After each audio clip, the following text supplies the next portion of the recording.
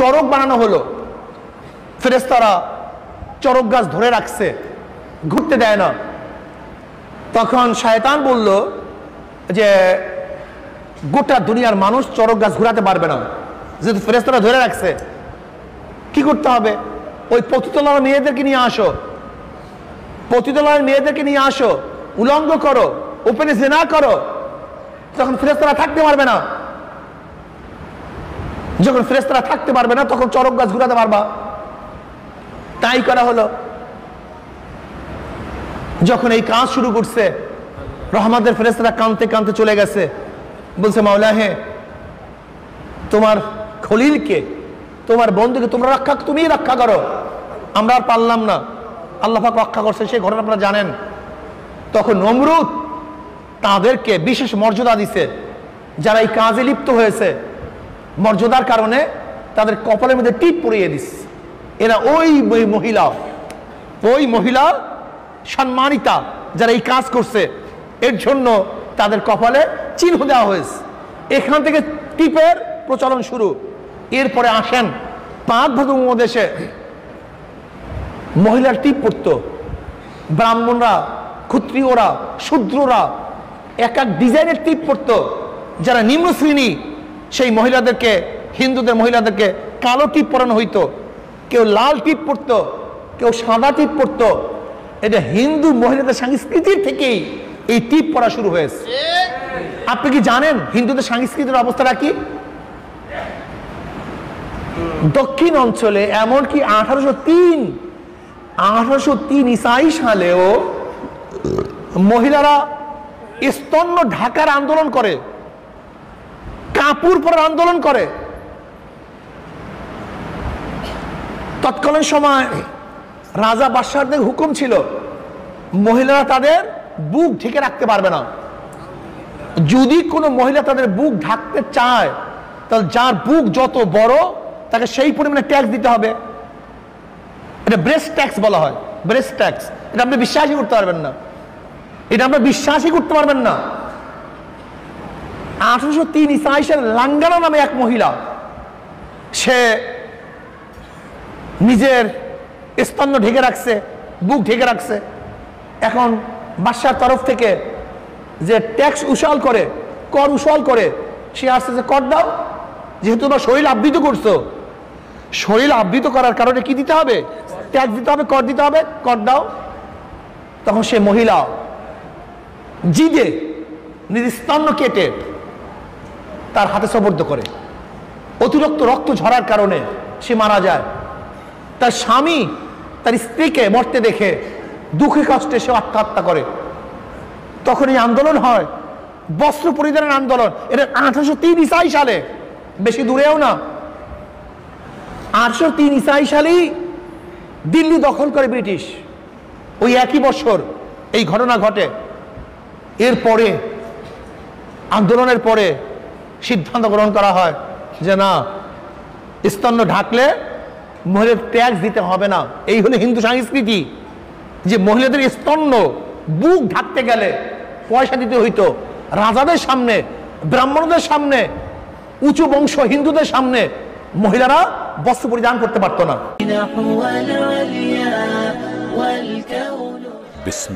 বর্তমানে একটা ঘটনা ঘটছে টিপ নিয়ে, কপালে টিপ পরিধান করাকে নিয়ে এক পুলিশ সদস্যর সাথে এক মহিলার সাথে গ্যাঞ্জাম লাগছে।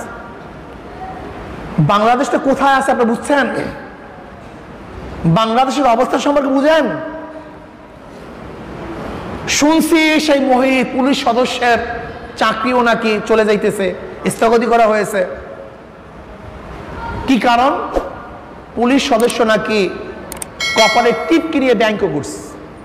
এই কারণে এটা বাঙালিদের পোশাক, বাঙালিদের সংস্কৃতি, বাঙালি মহিলা টিপ দেয়। এর জন্য প্রতিবাদ করার কারণে, ঘৃণা করার কারণে এখন পুলিশ সদস্যের চাকরি যাওয়ার অবস্থা। বাংলাদেশের অবস্থা খুবই খারাপ, মুসলমানদের অবস্থা খুবই খারাপ। একজন পুলিশ সদস্য হঠাৎ করেই টিপির প্রতিবাদ করে নাই, টিপ নিয়ে ব্যাংক করে না। আমার যতটুকু তাহকিক, মূল ঘটনা ঘটছে, ওই পুলিশ সদস্য তার স্ত্রী হামেলা, গর্ভবতী, সেখানে ওই মহিলা গেছে, টিপওয়ালা মহিলা, তার স্ত্রীর সাথে নাকি ধাক্কা লাগছে। এরপরে ওই টিপওয়ালা মহিলা পুলিশ সদস্য স্ত্রীকে বোরখা নিয়ে কটূক্তি করছে, বোরখা নিয়ে, আয় বোরখা পরো, অমুক তমুক, বস্তাবন্দি হও, কোথায় হাঁটো, কিভাবে হাঁটো, খুব গালাগালি করছে। কি নিয়ে? বোরখা নিয়ে।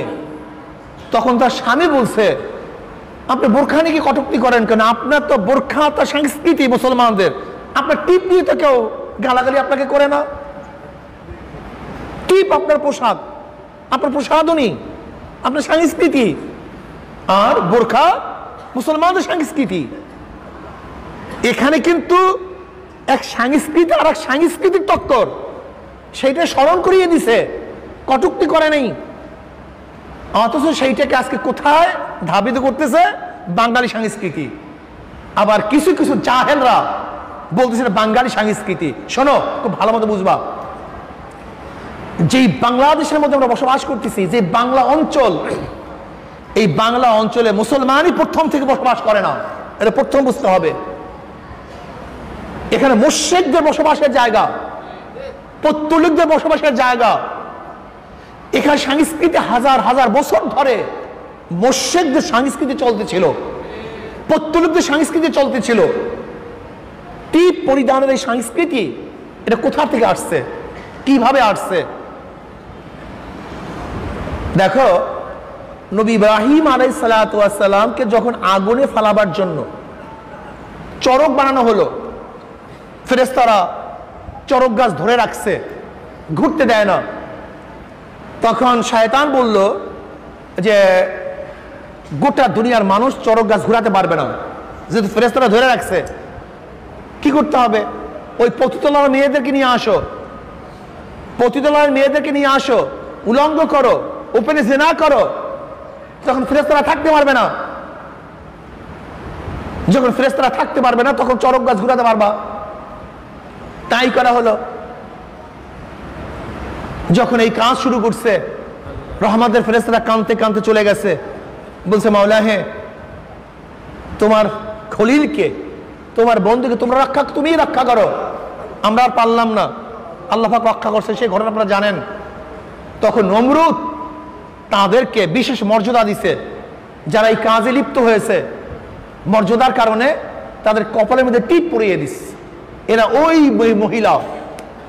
মহিলা সম্মানিতা, যারা এই কাজ করছে, এর জন্য তাদের কপালে চিহ্ন দেওয়া হয়েছে। এখান থেকে টিপের প্রচলন শুরু।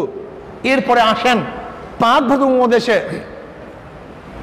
মহিলার টিপ পড়তো, ব্রাহ্মণরা, ক্ষত্রিয়রা, শূদ্ররা এক এক ডিজাইনের টিপ পড়তো।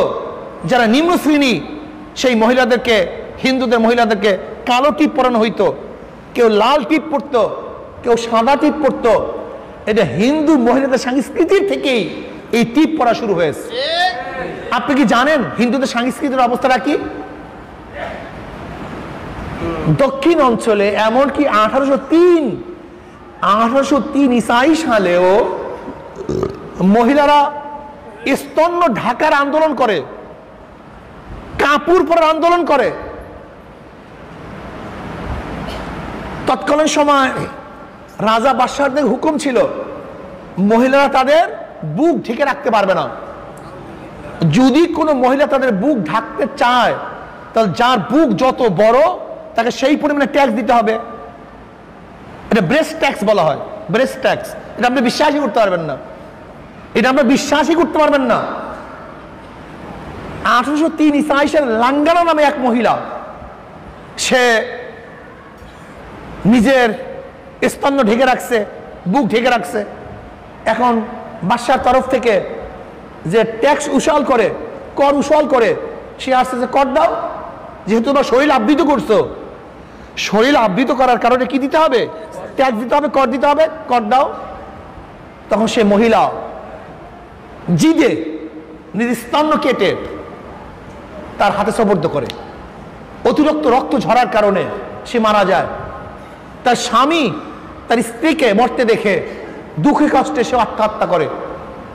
তখন এই আন্দোলন হয়, বস্ত্র পরিধানের আন্দোলন। এটা 1803 সালে, বেশি দূরেও না। 1803 সালেই দিল্লি দখল করে ব্রিটিশ। ওই একই বছর এই ঘটনা ঘটে। এরপরে আন্দোলনের পরে সিদ্ধান্ত গ্রহণ করা হয় যে না, স্তন্য ঢাকলে মহিলাদের ট্যাক্স দিতে হবে না। এই হলো হিন্দু সংস্কৃতি, যে মহিলাদের স্তন্য বুক ঢাকতে গেলে পয়সা দিতে হইতো। রাজাদের সামনে, ব্রাহ্মণদের সামনে, উঁচু বংশ হিন্দুদের সামনে মহিলারা বস্ত্র পরিধান করতে পারতো না।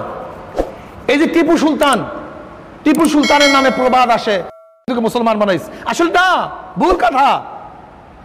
মহীশূরের যোদ্ধা শাসক টিপু সুলতান তলোয়ারের মাধ্যমে কাউকে মুসলমান বানায় নাই, বরং টিপু সুলতান ঘোষণা দিয়েছিলেন যারা মুসলমান হবা তাদেরকে বস্ত্র পরিধান করলে ট্যাক্স দিতে হবে না। বুঝেন আপনি হিন্দুদের সংস্কৃতি? বুঝেন?